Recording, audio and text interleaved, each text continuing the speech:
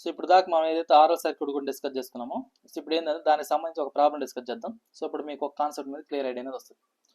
So చూడండి, a practical coil connected to 230 volts 50 hertz supply consumes 6 amperes while dissipating 500 watts across it.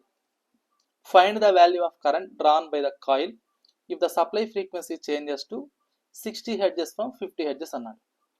So మనకి ఇచ్చిన question ఇది. So దీన్ని solve చేసాక మనం ఏం చేస్తారంటే, సో యాక్చువల్గా ఇదేంటి కాయిల్ అన్నాడు. సో ప్రాక్టికల్ కాయిల్ అంటే ఎలా ఉంటుందంటే నాకు, సో ఒక రెసిస్టర్ కాంపోనెంట్ ఉంటుంది, ఒక రియాక్టివ్ కాంపోనెంట్ ఉంటుంది. సో దీన్నే మనం ఏమంటామంటే జనరల్గా కాయిల్ అంటాం. అంటే మనకు మీరు అబ్జర్వ్ చేయండి, చోక్ కాయిల్ అంటారు.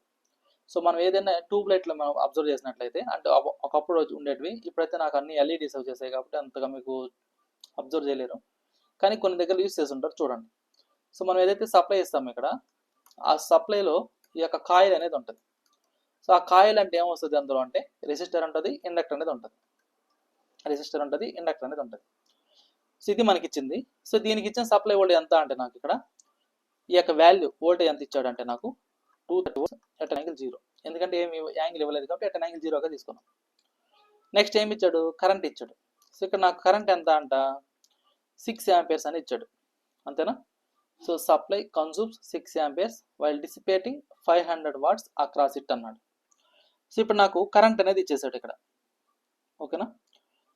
సో నెక్స్ట్ ఏంటంటే ఇక్కడ, సో యాక్చువల్గా ఇక్కడ ఒక మిస్ అయినట్టుంది. సో ఒక్క నిమిషం ఇక్కడ, సో స్మాల్ మిస్టేక్ ఉంది. సో ఇక్కడ నాకు యాక్చువల్గా 6 amperes అనేది రాదు, ఇది కాంప్లెక్స్ కాంజుగేట్లో ఉంటుంది, ఒక స్మాల్ మిస్టేక్. సో ఇక్కడ చూడండి, ఇక్కడ కరెంట్ ఏంటంటే నాకు 4 - j3 amperes ఉంటుంది. నా కరెంట్ ఏంటంటే 4 - j3 amperes ఉంటుంది. సో అదేవిధంగా ఇట్ డిసిపేట్స్ పవర్ ఎంత అంటే నాకు సారీ 4 - కాదు, ఒక్క నిమిషం. ఓకే, 6 amperes తీసుకోండి. సో ఇప్పుడు నా కరెంట్ ఎంత అంటే నాకు 6 amperes అనుకుందాం. సో కరెంట్ తెలిసింది నాకు.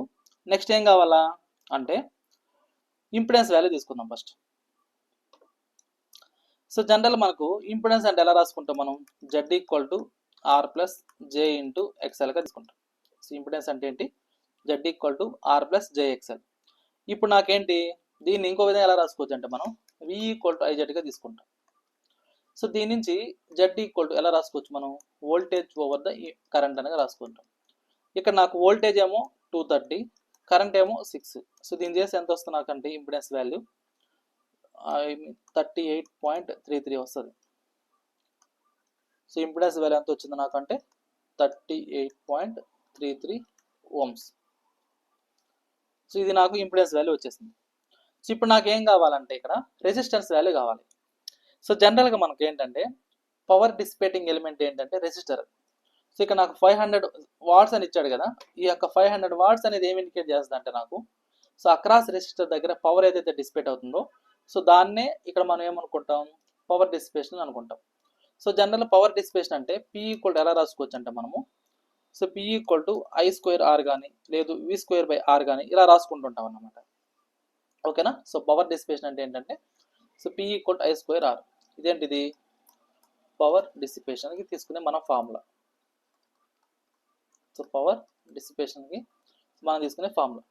ఇప్పుడు ఈ యొక్క రెసిస్టెన్స్ వాల్యూ ఏమవుతుంది అంటే, సో పవర్ బై I² తీసుకుంటాం. ఇక్కడ పవర్ ఏమో 500 watts ఇచ్చాడు, కరెంట్ ఏమో 6² అంటే 500/36.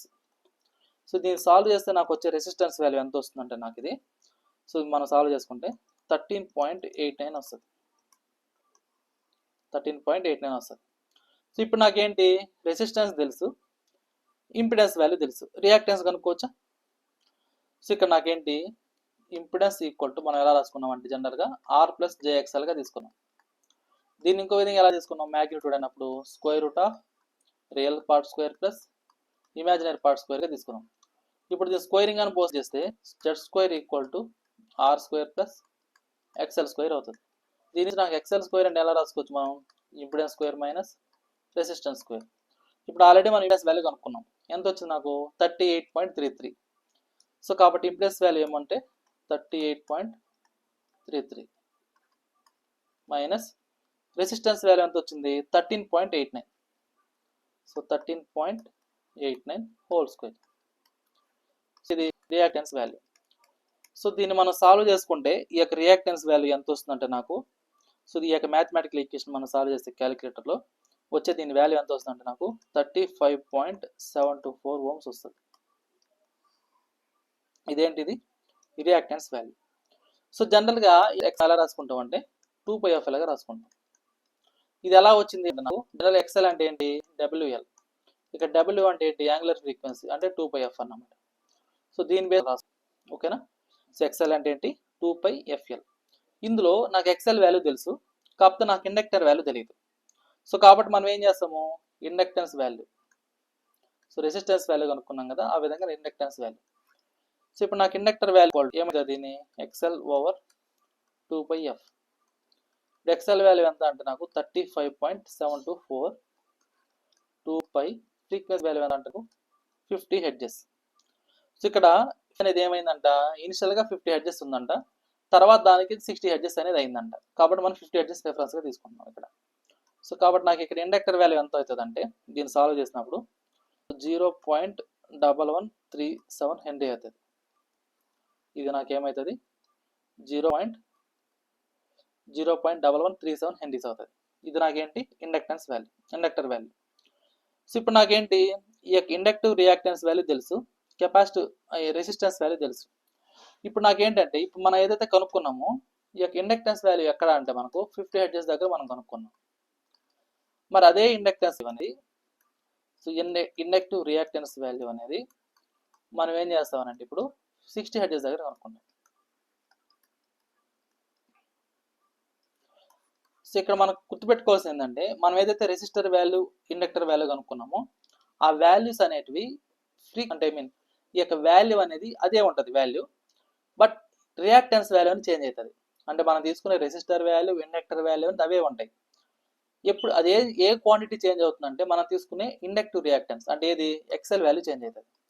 సో ఎక్స్ఎల్ అంటే ఏంటి నాకు ఇక్కడ 2π times of FL. So 2π into ఇక్కడ మనం తీసుకున్న ఫ్రీక్వెన్సీ ఎంత అంటే 60 హెర్ట్జ్. మరి ఇండక్టర్ వాల్యూ ఎంత అంటే ఆల్రెడీ మనం పైన కనుక్కున్నాం కదా ఆ వాల్యూ. సో దీన్ని సాల్వ్ చేసినప్పుడు నాకు ఏమొస్తుంది ఇండక్టివ్ రియాక్టెన్స్ వస్తుంది.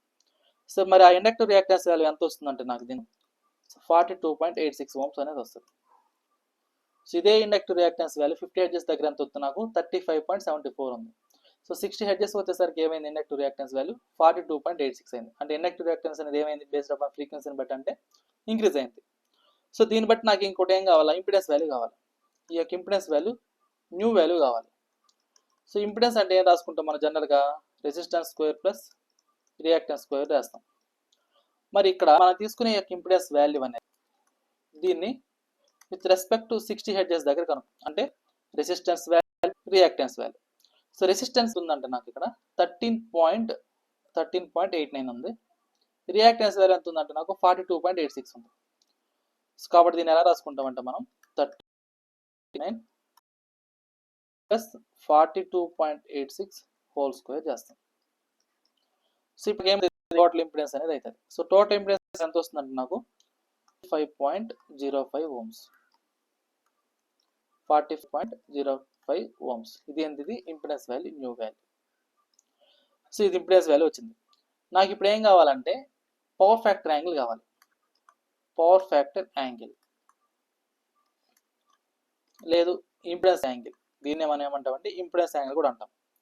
సో ఇప్పుడు నాకు దీని యాంగిల్ కావాలి అన్నప్పుడు సో జనరల్గా మనకు ఇంపిడెన్స్ యాంగిల్ అంటే ఏంటంటే so tans of imaginary part over the real పార్ట్ని మనం ఏమంటాం ఇంపిడెన్స్ యాంగిల్ అంటాం. ఇమాజినరీ పార్ట్ రియాక్టెన్స్ కాంపోనెంట్, అదేవిధంగా రియల్ పార్ట్ అంటే ఏంటంటే రెసిస్టెన్స్ అన్నమాట. సో కాబట్టి ఇక్కడ మనం ఏం చేస్తామంటే so tan inverse of reactance component ఎంత ఉందంటే నాకు 42.86 ఉంది, రెసిస్టెన్స్ కాంపోనెంట్ నాకు 13.89. సో దీన్ని సాల్వ్ చేస్తే నాకు ఎంత వస్తుందంటే నాకు ఈ యాంగిల్ అనేది 72.04 డిగ్రీస్ వస్తుంది. ఇదేంటిది ఇంపిడెన్స్ యాంగిల్. సో దీని నుంచి ఇప్పుడు నాకు కరెంట్ ఏమవుతుంది సో మనం తీసుకునే సో జనరల్ కరెంట్ అనేది ఏమవుతుంది మనం తీసుకున్న ఆర్ఎల్ సర్క్యూట్లో ఎట్ యాంగిల్ థీటాగా తీసుకుంటాం. అది ఇక్కడ పాజిటివా నెగిటివ్ అనేది తర్వాత విషయం, బట్ ఇక్కడ జనరల్ మనం ఎలా ఇండికేట్ చేసుకుంటాం అంటే I = IM ఎట్ యాంగిల్ థీటాగా ఇది మనం తీసుకునే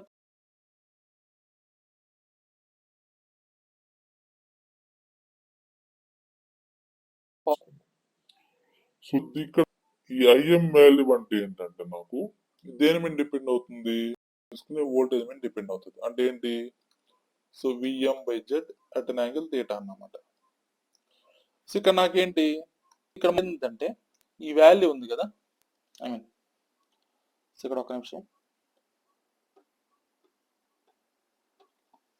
సో ఇక్కడ చూడండి, so current I equal to VM by Z at an angle theta. ఈ విఎం అనేది అట్ అన్ యాంగిల్ 0 degrees. ఇక్కడ విఎం అంటే ఏంటి అంటే, సో జనరల్ విఆర్ఎంఎస్ అంటే ఏంటి మనకు, VM by root 2. So VM by root 2, మరి విఎం అంటే ఏమవుతుంది, రూట్ 2 టైమ్స్ ఆఫ్ విఆర్ఎంఎస్ అవుతుంది. సో కాబట్టి నాకు ఇక్కడ చేసుకుంటాం అంటే current I equal to, so మరి మనకు విఆర్ఎంఎస్ వోల్టేజ్ ఎంత అంటే, సో ఇక్కడ నాకు ఆల్రెడీ ఈక్వల్ టు 230 volts అనేది ఇచ్చేసాడు. వి ఈక్వల్ టు 230 volts అనేది ఆ వాల్యూ ఇచ్చేసాడు. సో కాబట్టి మనం డైరెక్ట్గా తీసేసుకోవచ్చు దాన్ని. ఏంటి, ఇక్కడ ఈ 230 అనేది విఎం వోల్టేజ్, కాబట్టి దాన్ని మళ్ళీ మనం ఆర్ఎంఎస్ వోల్టేజ్ చేంజ్ చేయాల్సినంత అవసరం లేదు. ఓకేనా.